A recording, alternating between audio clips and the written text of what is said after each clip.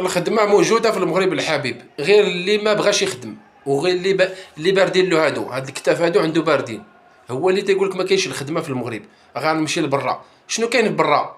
كاينه الخدمة في المغرب، منين تخدم هنا في المغرب وتصور 2000 ريال في النهار، وحده الوالدين ديالك وحده ولادك، شنو بغيتي؟ واش بغيتي تصور مليون في دقيقة المكانة ولا شنو؟